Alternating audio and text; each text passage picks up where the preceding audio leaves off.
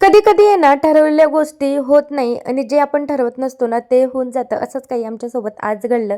आम्ही ना आज एक ठिकाणी आलेलो होतो, पण आम्ही अजिबात ठरवलेलं नव्हतं यायचं. अचानक असा बेत ठरला आणि आम्ही गेलो. मस्त मस्ती केली, एन्जॉय केला, फोटो वगैरे काढले. त्यांनी फ्रेश मस्त वाटत होतं थोडंसं.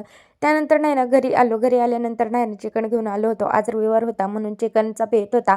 प्रत्येक रविवारी चिकनचा बेत होता. थोडं सुकं करायचं होतं, थोडी बिर्याणी करायची होती.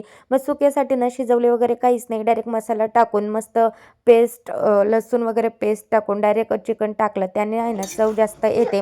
हे आता असं दिसतंय, पण थोड्या वेळाने मस्त सुकं होईल. खूप छान असं लटपट टाईप.